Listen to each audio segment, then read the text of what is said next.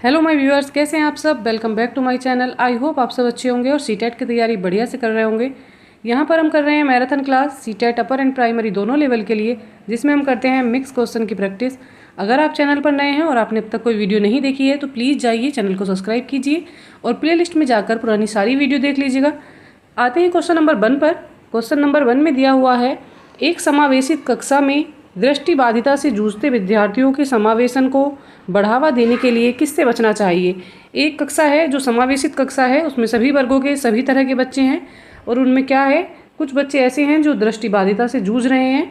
उनके समावेशन को कैसे बढ़ावा दिया जाए और उसमें किससे बचना चाहिए हमें बताना है। तो हमें यहाँ पर निगेटिव पॉइंट देखना है, जो निगेटिव हो, जो हमें नहीं करना चाहिए वो ढूंढना है। चलिए देखते हैं ऑप्शन में क्या दिया है। यहाँ पर दे रखा है फर्नीचर तथा अन्य भौतिक वस्तुओं के स्थान में और कक्षा व्यवस्था में जल्दी जल्दी परिवर्तन करना। बी में दिया हुआ है स्वर की स्पष्टता के लिए माइक्रोफोन का प्रयोग करना, मल्टीमीडिया शिक्षण का प्रयोग करना या स्पर्शनीय सहायक सामग्री का प्रयोग करना। तो यहाँ पर स्पर्शनीय सहायक सामग्री का प्रयोग करना एक पॉजिटिव बात है, ये सही होता है। यहाँ पर दिया है मल्टीमीडिया शिक्षण का प्रयोग, तो अगर आप मल्टीमीडिया शिक्षण का प्रयोग करेंगे तो ये भी बच्चों के लिए एक पॉजिटिव बात होगी। यहाँ पर स्वर की स्पष्टता होगी, उसके लिए आप माइक्रोफोन का यूज करेंगे, जो बच्चे देख नहीं पा रहे हैं कम से कम वो अच्छे से सुन पाएँ, तो ये चीज़ भी उनके लिए पॉजिटिव हो जाएगी। ये तीनों पॉइंट जो हैं पॉजिटिव हैं।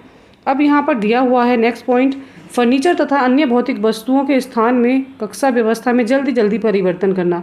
अगर बच्चे दृष्टिबाधिता से जूझ रहे हैं तो वो क्या करते हैं, चीज़ों को महसूस करते हैं, उन्हें छू कर वो अपने दिमाग में चीज़ों की एक जो इमेज सेट करते हैं। अगर बार बार भौतिक फर्नीचर को हम चेंज करते रहेंगे, उनकी व्यवस्था बार बार बदलते रहेंगे, तो बच्चों को क्या है, एक सामंजस्य बिठाने में दिक्कत हो जाएगी। बच्चे चीज़ों का समायोजन नहीं कर पाएंगे और क्या हो जाएगा, इससे वो डिस्ट्रैक्ट होते रहेंगे, बार बार चीज़ों को नहीं सीख पाएंगे सही से।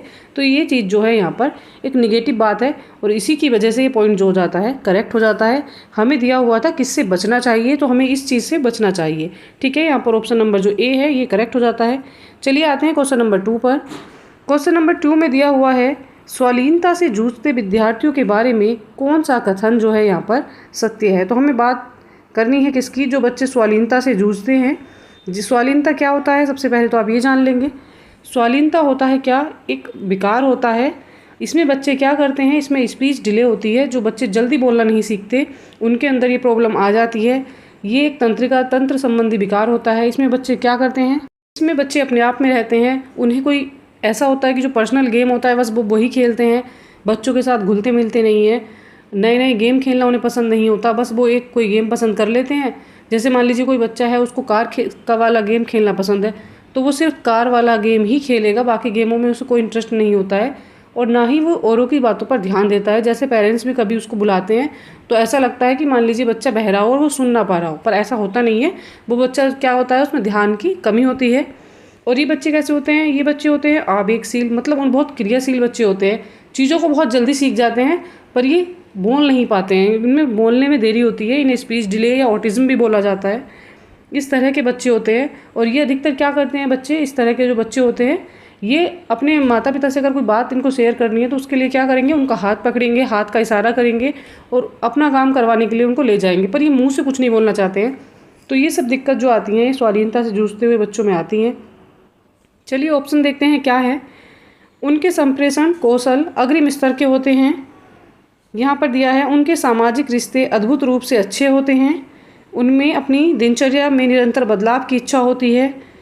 उनमें संवेदिका सूचना के प्रति उच्च स्तरीय संवेदनशीलता होती है। तो यहाँ पर ये पॉइंट दिए हुए हैं, तो आपको बताना है क्या है, यहाँ पर कौन सा कथन सही है। तो यहाँ जो बाकी ऑप्शन है उनमें क्या है, संप्रेषण कौशल नहीं होता है, वो अपनी भावनाओं को, अपनी बातों को व्यक्त नहीं कर पाते हैं। सामाजिक रिश्ते अच्छे नहीं होते हैं क्योंकि ये बच्चे जो होते हैं बच्चों के साथ खेलना भी पसंद नहीं करते हैं, इनका अपना अलग ही गेम होता है और ये बच्चों से कटे कटे रहते हैं, अलग अलग रहते हैं। उनमें अपनी दिनचर्या में निरंतर बदलाव की इच्छा नहीं होती, उन्हें जो गेम पसंद होता है केवल उसी को खेलते रहते हैं। तो ये तीनों पॉइंट निगेटिव हैं। जो पॉइंट सही है वो ये है, उनमें संवेदिका सूचना के प्रति उच्च स्तरीय संवेदनशीलता होती है। ये बच्चे कैसे होते हैं, क्रियाशील बहुत ज़्यादा होते हैं। चलिए डी पॉइंट करेक्ट है। आते हैं नेक्स्ट पर। क्वेश्चन नंबर 3 में दिया हुआ है, निम्नलिखित में से कौन सी एक प्रतिभावान विद्यार्थियों की विशेषता है। तो बताना है जो प्रतिभावान विद्यार्थी हैं उनकी क्या विशेषता होती हैं। आसान कार्यों को चुनने की प्रवृत्ति, तो ये प्रवृत्ति उन बच्चों में नहीं होती, वो कठिन कार्यों का चयन करते हैं। धीमी समझ नहीं होती है उनमें, वो तीव्र गति से सीखने की प्रक्रिया उनके अंदर होती है, तीव्र गति से वो सीखते हैं। सोच में सटीकता की ओर झुकाव होता है, जी हाँ, उनकी सोच में सटीकता की ओर झुकाव रहता है। उनमें जिज्ञासा की कमी नहीं होती है, जिज्ञासा उनमें भरपूर मात्रा में पाई जाती है। तो यहाँ पर जो करेक्ट आंसर हो जाएगा वो हो जाएगा ऑप्शन नंबर सी, सोच में सटीकता की ओर झुकाव जो प्रतिभावान बच्चे होते हैं उनमें पाया जाता है। सी इज़ द राइट आंसर। देखते हैं क्वेश्चन नंबर 4 में दिया हुआ है, प्राथमिक कक्षाओं में एक संप्रदाय को पढ़ाते हुए अध्यापक को अध्यापन अधिगम सामग्री को करने के लिए किस क्रम का चुनाव करना चाहिए। तो एक अध्यापक जो है कक्षा में पढ़ा रहा है, उसके लिए कौन सी सामग्री वहाँ पर होनी चाहिए। वस्तुओं के चित्र और फिर मूर्त वस्तुएं प्रस्तुत करना, पहले चिन्ह और फिर वस्तुओं के चित्र प्रस्तुत करना, पहले मूर्त वस्तुएं और फिर वस्तुओं के चित्र प्रस्तुत करना, पहले चिन्ह और फिर मूर्त वस्तुएं प्रस्तुत करना। तो यहाँ पर जो राइट आंसर हो जाएगा, सबसे पहले उसको क्या करना चाहिए, उसे बच्चों को पहले मूर्त वस्तुएं दिखानी चाहिए जिन्हें वह पढ़ाना चाह रहा है। अगर वह संभव है तो उन्हें वह बच्चों को दिखा सकता है और उसके बाद उन वस्तुओं के चित्र दिखाएगा, तो बच्चे आसानी से उनकी पहचान कर पाएंगे और जल्दी से वो सीख पाएंगे। यहाँ पर ऑप्शन नंबर सी जो है ये करेक्ट है। आते हैं क्वेश्चन नंबर 5 पर। 5 में दिया है, विद्यार्थियों की अधिगम में संलग्नता को बढ़ावा देने हेतु निम्न में से किसको महत्व नहीं देना चाहिए। बच्चे जो हैं अधिगम में अपना ध्यान लगाएं, अच्छे से अधिगम करें, उनकी संलग्नता को बढ़ाना है तो उसके लिए हमें क्या नहीं करना चाहिए। विषय वस्तु की प्रासंगिकता होनी चाहिए, तो ये करेक्ट पॉइंट है, पॉजिटिव है। विद्यार्थियों के बीच प्रतिस्पर्धा बढ़ाना कोई भी अधिगम में संलग्नता का कार्य नहीं होगा, तो ये निगेटिव पॉइंट है और यही हमारा आंसर हो जाएगा। चलिए आगे भी देखते हैं ऑप्शन में क्या है। सहपाठिता या सहभागिता, ये भी पॉजिटिव है। जानकारी का संदर्भीकरण, ये भी पॉजिटिव है। जो पॉइंट पॉजिटिव है आप उनको छोड़ देंगे क्योंकि आपको लेना है कौन सा, नेगेटिव पॉइंट, नहीं से मैच करता हुआ उत्तर देखना है। तो विद्यार्थियों के बीच प्रतिस्पर्धा को बढ़ावा नहीं देना होता है, इसलिए जो हमारा राइट आंसर हो जाएगा वो हो जाएगा हमारा option number B is the right answer. 6 में देखते हैं, निम्न में से किस उपागम का मानना है कि अधिगमकर्ता सक्रिय प्राणी है जो अन्वेषण और अपने आसपास से अंतःक्रियाओं द्वारा नए ज्ञान में होते हैं। तो यहाँ पर बताना है कौन सा आंसर यहाँ पर करेक्ट हो जाएगा। नए जो ज्ञान है उसके सृजन में सक्षम होते हैं, ये बताना है हमें। तो कौन होते हैं, यहाँ पर ऑप्शन दिया है संरचनावादी है, मनोविश्लेषणवादी है, व्यवहारवादी है या प्रकार्यवादी है।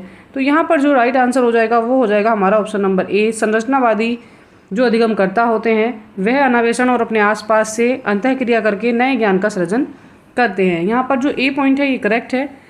7 में दिया हुआ है, चलिए 7 देखते हैं। 7 में क्या दिया हुआ है, निम्न में से कौन सी युक्ति अधिगम को सुसाधित नहीं करती है। तो कौन सी युक्ति है जो अधिगम को सुसाधित नहीं करती है। अनुमान लगाना बी में दिया है। बी में दिया हुआ है संप्रत्यय प्रतिचित्रण, प्रकार्यात्मक स्थिरता या गैर उदाहरण निर्मित करना। तो यहाँ पर जो राइट आंसर हो जाएगा वो हो जाएगा हमारा ऑप्शन नंबर सी, प्रकार्यात्मकता स्थिरता जो अधिगम को होती है सुसाधित नहीं करती है। चलिए देखते हैं क्वेश्चन नंबर 8 में क्या है। 8 में दिया हुआ है, विद्यार्थियों में समस्या समाधान कौशलों को सुसाधित करने के लिए एक अध्यापक को क्या करना चाहिए। तो बताइए क्या करना चाहिए। विद्यार्थियों को स्वतः अनुमान शोध प्रणाली के इस्तेमाल पर हतोत्साहित करना चाहिए। जहाँ पर बात आती है हतोत्साहित की तो वो पॉइंट निगेटिव हो जाएगा, ये करेक्ट नहीं है। विद्यार्थियों को विभिन्न संभावित समाधानों को खोजने के लिए प्रोत्साहित करना चाहिए, तो ये एक पॉजिटिव पॉइंट है। चलिए सी और डी भी चेक करते हैं। सी में दिया हुआ है, ज़रूरती स्कीमाओं को संक्रिया करने के लिए पाठ प्रदान ना करें, पाठ प्रदान करना चाहिए। यहाँ पर लिखा है नहीं करना चाहिए, तो ये निगेटिव है, ये रॉन्ग हो जाएगा। विद्यार्थियों को अपनी चिंतन प्रक्रिया पर प्रतिबिंबित करने के अवसर ना प्रदान करें, उन्हें अवसर प्रदान करने चाहिए, तो ये भी यहाँ पर नेगेटिव है।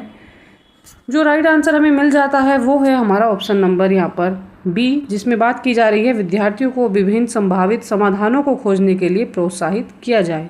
B is the right answer. चलिए आते हैं नेक्स्ट पर, देखते हैं क्वेश्चन नंबर 9 में क्या है। 9 में क्या बात की जा रही है। 9 में दिया हुआ है, जल के स्रोतों के बारे में पूछे जाने पर 6 वर्षीय सीमा नल का सबसे बड़ा जो जल स्रोत होती है उसको मान बैठी है, मानने पर हट करती है कि वो कह रही है जो नल होता है जल का सबसे बड़ा स्रोत होता है। जल स्रोत के बारे में उसकी वैकल्पिक धारणा क्या है हमें बतानी है। निहायत त्रुटिपूर्ण है या का कोई आधार नहीं है और पूरी तरह तर्कहीन है, उसके अनुभव के आधार पर बने सरल सिद्धांत को दर्शाती है, को अध्यापक द्वारा सीधे रूप से बिना चर्चा के नकार देना चाहिए। तो ऐसा नहीं करना चाहिए। यहाँ पर जो करेक्ट पॉइंट हो जाएगा वो होगा हमारा ऑप्शन नंबर सी। उसने क्या किया है, उसने जल के जो स्रोत हैं उसमें अपने आसपास क्या देखा है, केवल नल को ही देखा है और वह क्या कर बैठी है, उसी को सरल सिद्धांत मानकर अपने अनुभव के आधार पर वो अपनी समझ में बिठा पाई है कि जो नल होता है वो जल का स्रोत होता है, सबसे बड़ा स्रोत होता है। चलिए आते हैं नेक्स्ट पर, देखते हैं क्वेश्चन नंबर 10। यहाँ पर ऑप्शन नंबर सी जो है ये करेक्ट है। चलिए देखते हैं क्वेश्चन नंबर 10 में क्या दिया हुआ है। 10 में है अध्यापन अधिगम प्रक्रिया में एक अध्यापिका को विद्यार्थियों की भावनात्मक स्थिति को ध्यान में रखना चाहिए। कारण दिया हुआ है भाव अभिप्रेरणा और संज्ञान से जटिल रूप से जुड़ते हैं। सही विकल्प आपको यहाँ पर बताना है कौन सा हो जाएगा। यहाँ पर दिया हुआ है ए और आर जो है दोनों सही हैं। आर जो है ए की सही व्याख्या करता है, तो ये पॉइंट करेक्ट हो जाएगा। आर ए दोनों सही हैं और आर जो है ए की सही व्याख्या भी करता है। बी में दिया है ए आर दोनों सही हैं लेकिन आर ए की व्याख्या नहीं करता है, ये रॉन्ग हो जाएगा। सी में दिया हुआ है यहाँ पर ए सही है लेकिन जो आर है वो गलत है, ए आर दोनों सही हैं, ये भी गलत हो जाएगा। यहाँ पर जो राइट आंसर था वो था ऑप्शन नंबर ए। चलिए आते हैं नेक्स्ट पर, देखते हैं क्वेश्चन नंबर 11 में क्या है। अपने सहपाठियों से प्रधानता सिद्ध करने के लिए अधिगम किस तरह का लक्ष्य अभिविन्यास दर्शाता है, तो हमें बताना है अपने सहपाठियों से प्रधानता सिद्ध करते हुए अधिगम किस तरह का लक्ष्य अभिविन्यास दर्शाता है। ऑप्शन देख लेते हैं। महारत अभिगमन, महारत परिहार, प्रदर्शन अभिगमन या प्रदर्शन परिहार। यहाँ पर जो राइट आंसर हो जाएगा वो हो जाएगा हमारा प्रदर्शन अभिगमन बोला जाता है इसको। चलिए आते हैं नेक्स्ट पर, क्वेश्चन नंबर 12 में देखते हैं। अधिगम हेतु एक सहायक माहौल बनाने के लिए एक अध्यापिका को क्या करना चाहिए। तो यहाँ पर बात की जा रही है अधिगम के लिए सहायक माहौल कैसे बनाएं, तो अध्यापिका को क्या करना चाहिए। यहाँ पर ऑप्शन दिए हुए हैं, चलिए उनको चेक कर लेते हैं। यहाँ दे रखा है कठोरता से समय सारणी का पालन करना चाहिए और दिनचर्या में लचीलेपन को टालना चाहिए, तो ये पॉइंट यहाँ पर हो जाएगा रॉन्ग। ऐसा नहीं करना चाहिए। अगर कठोर समय सारणी होगी और लचीलापन नहीं रहेगा तो बच्चे एक अच्छे माहौल की जो चाहते हैं वो नहीं उनको मिल पाएगा और वो नहीं सीख पाएंगे। बी में दिया हुआ है विद्यार्थियों के सामाजिक सांस्कृतिक परिवेशों को जानना चाहिए और उनके प्रति सम्मान रखना चाहिए, तो ये पॉइंट यहाँ पर पॉजिटिव है। चलिए सी और डी पॉइंट भी चेक करते हैं। सी पॉइंट में दिया है विद्यार्थियों को अपने विचार व्यक्त करने की स्वायत्ता और आज़ादी देने से बचना चाहिए, तो ये पॉइंट यहाँ पर नेगेटिव है, उन्हें आज़ादी मिलनी चाहिए। चलिए डी और डी पॉइंट भी चेक करते हैं। यहाँ पर दिया है संप्रत्यय की समझ की बजाय व्यवहार के अनुकूलन पर बल देना चाहिए, तो ये वाला पॉइंट भी यहाँ पर हो जाएगा रॉन्ग। तो हमें देखना है राइट आंसर क्या है। राइट आंसर जो है वो है हमारा option number B. B is the right answer. चलिए आ जाते हैं नेक्स्ट पर, देखते हैं क्वेश्चन नंबर 13 में। 13 में दिया हुआ है प्राइमरी कक्षा की अध्यापिका अपने विद्यार्थियों को आकृतियों का एक समूह देती है और उन्हें उन आकृतियों के गुणों के आधार पर विभिन्न समूह में वर्गीकृत करने को कहती है। बेन हिले के सिद्धांत के अनुसार वह विद्यार्थियों का ज्यामितीय चिंतन कर रही है। स्तर पर आकलन कर ये बताना है कौन से स्तर का वो आकलन कर रही है, ये बताना है। वो कर रही है ज्यामितीय चिंतन पर कौन से स्तर का आकलन। ऑप्शन देख लेते हैं। ऑप्शन में दृश्यीकरण है, स्वय सिद्धता है, औपचारिक निगमन है या विश्लेषण है। तो यहाँ पर जो राइट आंसर हो जाएगा, बच्चे क्या करेंगे, उनका वर्गीकरण करेंगे अर्थात उनका विश्लेषण करेंगे। यहाँ पर जो राइट आंसर है वो है option number D. D is the right answer. बच्चे क्या करेंगे, चीज़ों को वर्गीकृत करेंगे, उनको उनके समूह में रखेंगे, तो ये कहलाता है विश्लेषण। आ जाते हैं क्वेश्चन नंबर 14 पर। यहाँ बात की जा रही है अधिगम, यहाँ पर रिक्त स्थान है उसके बाद पर केंद्रित होना चाहिए। तो अधिगम किस पर केंद्रित होना चाहिए बताना है। यहाँ पर दिया हुआ है अवधारणात्मक अधिगम और तार्किक विचार तर्कना पर। गणित की पाठ्य पुस्तक से प्रश्नों को हल करने पर कोई जोर नहीं देना है। परीक्षा में अच्छे अंक लाना भी कोई उद्देश्य नहीं है। गणित के सूत्रों को याद करना तथा गणित में लघुपथ अपनाना ये भी कोई यहाँ पर कोई उद्देश्य नहीं हो जाता है। गणित पर अगर अधिगम करना है और ध्यान केंद्रित करना है उसके लिए क्या करना होगा, गणित के लिए अवधारणात्मक अधिगम और तार्किक विचार तर्कना। क्वेश्चन नंबर 15 में यहाँ पर दिया हुआ है उपलब्धि परीक्षण के बाद लेकर विद्यार्थियों के अधिगम कठिनाइयों का आकलन किया जा सकता है। तो इसे परीक्षण के बाद किया जा सकता है। यहाँ पर दिया हुआ है मानक संदर्भित परीक्षण, बी में दिया हुआ है मानदंड संदर्भित परीक्षण और सी में दिया है निदानात्मक परीक्षण। चलिए आते हैं ऑप्शन नंबर डी पर। डी में दिया हुआ है मौखिक परीक्षण, तो ये मौखिक परीक्षण भी नहीं होगा।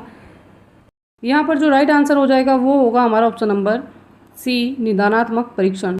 सी पॉइंट हो जाएगा करेक्ट। यहाँ पर निदानात्मक परीक्षण यहाँ पर राइट आंसर है। चलिए आते हैं क्वेश्चन नंबर 16 पर।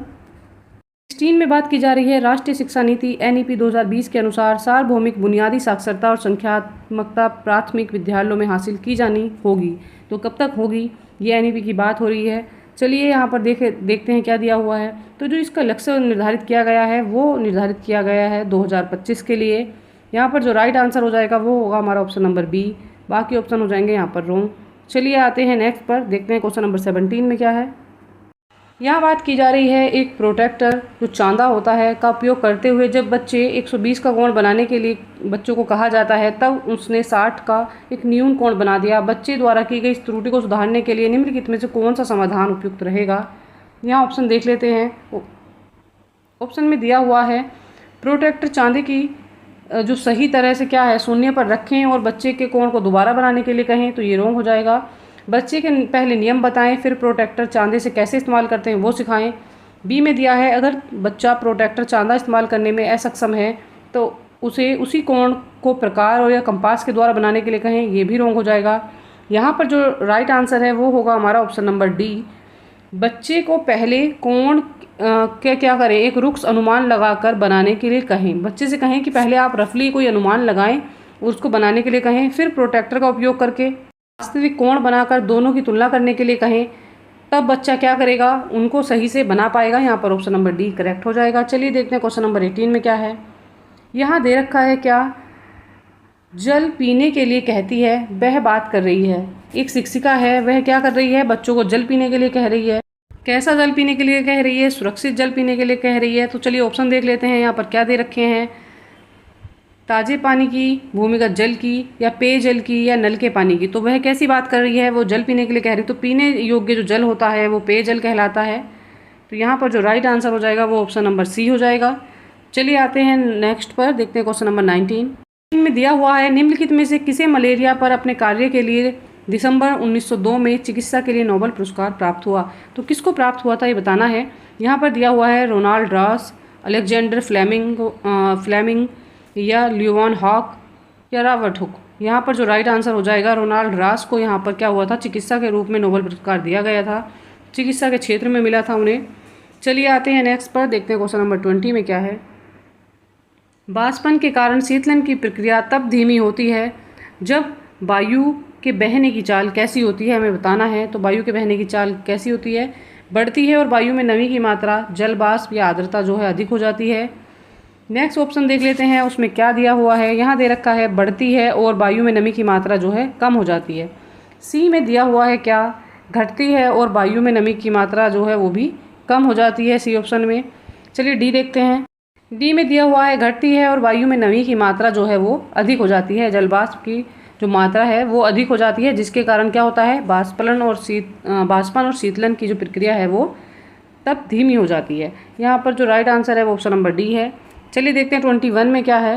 21 में दिया है गांव में बाल विवाह प्रथा को रोकने के लिए अपर्णा को क्या करना चाहिए। तो गांव में क्या प्रथा चल रही है, बाल विवाह की चल रही है और उसको रोकना है तो क्या करना चाहिए, पुलिस को सूचित कर शादी को रोक देना चाहिए, या उसके माता पिता से बात करके विवाह को रोक देना चाहिए, ग्राम पंचायत प्रतिनिधि से बात करके शादी को रोक देना चाहिए, या ग्रामीण समुदाय को स्कूल में आमंत्रित कर बाल विवाह के दुष्परिणामों पर अक्सर नाटक दिखाना चाहिए। तो यहाँ पर जो सबसे सुटेबल और राइट आंसर है, एक शिक्षिका क्या कर सकती है, वो एक नाटक का मंचन कर सकती है और क्या कर सकती है, गांव के जो आदमी हैं या जो समुदाय हैं तो उनको वो दिखा सकती है, जिससे उनकी सोच में थोड़ा परिवर्तन आए, तो बाल विवाह को रोक देंगे। केवल एक ही बच्चे का बाल विवाह नहीं रोकना है, इसलिए पुलिस के पास जाकर कंप्लेन करने से कुछ नहीं होगा, सभी के लिए कार्य करना होगा। तो यहाँ पर डी पॉइंट जो है जो दिया हुआ है वो सबसे सुटेबल है, D is the right answer. आ जाते हैं नेक्स्ट पर, देखते हैं क्वेश्चन नंबर 22। क्वेश्चन नंबर 22 में है टाइपिंग मिस्टेक। चलिए आते हैं नेक्स्ट पर। निम्नलिखित में से कौन सा EVS शिक्षण के लिए उपयुक्त उपागम नहीं है। तो कौन सा उपयुक्त उपागम नहीं है, प्रयोग करना होता है, यहाँ पर व्याख्यानों द्वारा शिक्षण होता है, कथा वाचन होता है, निर्देशित अन्वेषण होता है, या विचार विमर्श होता है। तो यहाँ पर जो राइट आंसर हो जाएगा, क्या उपयुक्त नहीं है हमें बताना है। तो यहाँ पर जो है केवल बी जो ऑप्शन है, व्याख्यानों द्वारा जो होता है EVS का शिक्षण, वो उपयुक्त नहीं है। यहाँ पर जो ऑप्शन नंबर बी हो जाएगा वो करेक्ट हो जाएगा, B is the right answer. हमें नेगेटिव देखना था, बाकी पॉइंट आप कट कर देंगे। चलिए आ जाते हैं नेक्स्ट पर, देखते हैं क्वेश्चन नंबर 24 में क्या है। 24 में दिया हुआ है एक विद्यार्थी को कक्षा में पढ़ाया गया कोई भी EVS विषय समझने में मुश्किल होती है तथा वह भावी आकलन के लिए उसे ग्रहण नहीं कर पाता। विषय को सीखने में आप उसकी मदद कैसे करेंगे, तो आपको बताना है कैसे आप उसकी मदद कर पाएंगे।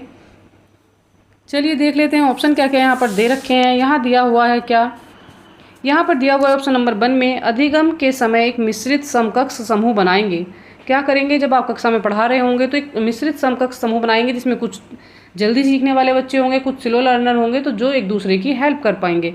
तो यहाँ पर ए पॉइंट जो है करेक्ट है। बी में दिया है कार्यों को हिस्सों में विभाजित करके उसे प्रत्येक हिस्से को अलग अलग कर सिखाएंगे, तो ये वाला पॉइंट भी पॉजिटिव हो जाएगा। चलिए सी पॉइंट चेक करते हैं।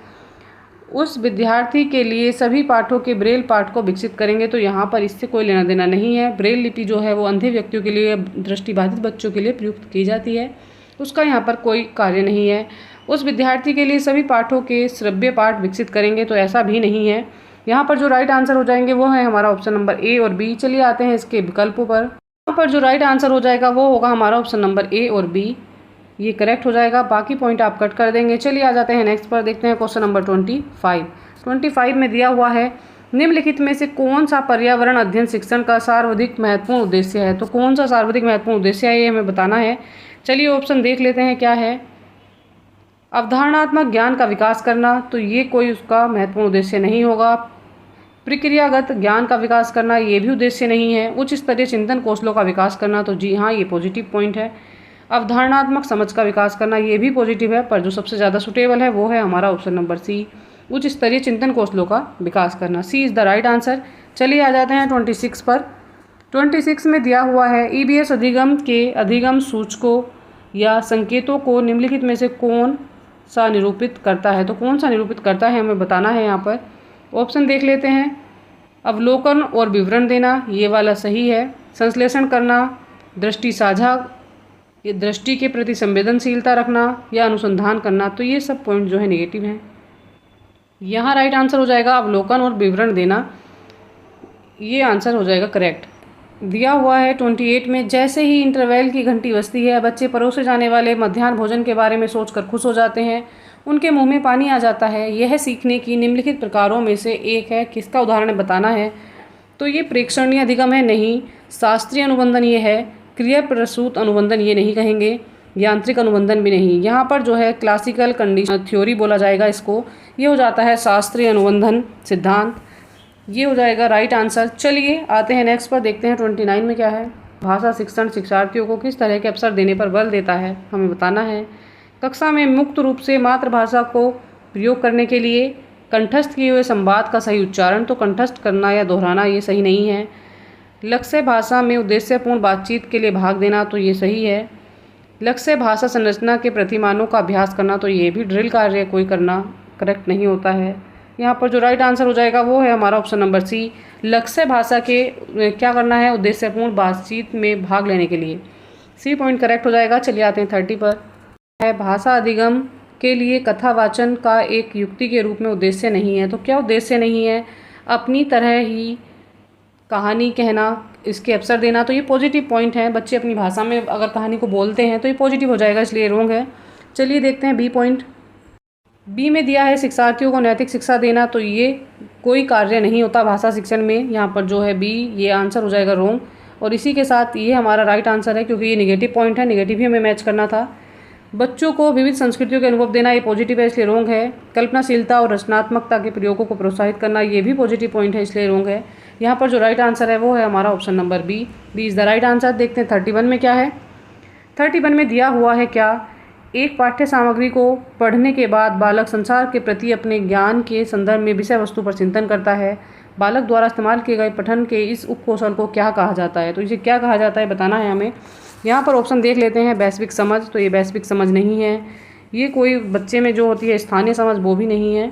पाठ्य वस्तु को सरसरी तौर पर पढ़ना, ये भी नहीं कहलाएगा। यहाँ पर जो राइट आंसर होगा पाठ्य सामग्री की व्याख्या करना कहलाएगा। ये जो उपकौशल होता है, किसका उपकौशल होता है, पाठ्य सामग्री की व्याख्या करना। D is the right answer. देखते हैं 32 में क्या है। 32 में दिया हुआ है कक्षा 5 में भाषा अधिगम के उच्च स्तरीय चिंतन कौशल के आकलन के लिए कौन सा सर्वाधिक उपयुक्त कार्य है। तो कौन सा सर्वाधिक उपयुक्त कार्य बताना है। रहीम नाश्ता कर रहा है, वाक्य का विश्लेषण करना, वृक्षों के संरक्षण पर एक अनुच्छेद लिखना, कल्पना करें कि आप एक रिपोर्टर हैं और पानी की कमी से जूझ रहे गांव में गए हैं। शोध करें और 300 शब्दों में रिपोर्ट लिखें। तो ये चीज़ जो है, जहाँ पर कल्पना करने की बात हो रही है, तो ये उच्च स्तरीय चिंतन की बात होगी। शब्द जाल में भोजन से संबंधित शब्द लिखना, तो ये कोई आवश्यक कार्य नहीं है, इसमें कोई उच्च स्तरीय चिंतनशीलता नहीं दिखाई दे रही है। तो यहाँ पर जो राइट आंसर है वो है हमारा ऑप्शन नंबर सी, पानी की कमी से जूझने वाले गाँव में जाना और वहाँ पर एक शोध करना और अपने शोध किए गए जो रिपोर्ट है उसको 300 शब्दों में लिखना, ये एक उच्च स्तरीय चिंतन की कौशल की व्याख्या यहाँ पर कर रहा है। सी इज़ द राइट आंसर। इसी के साथ आज की क्लास कंप्लीट हो जाती है। अगर आप चैनल पर नए हैं और आपने अब तक कोई वीडियो नहीं देखी है, प्लीज़ जाइए चैनल को सब्सक्राइब कीजिए और प्लेलिस्ट में जाकर पुरानी सारी वीडियो देख लीजिएगा। और सीटेट की अच्छी तैयारी के लिए मेरे साथ बने रहिएगा। चैनल को लाइक कीजिएगा, शेयर कीजिएगा, सब्सक्राइब कीजिएगा।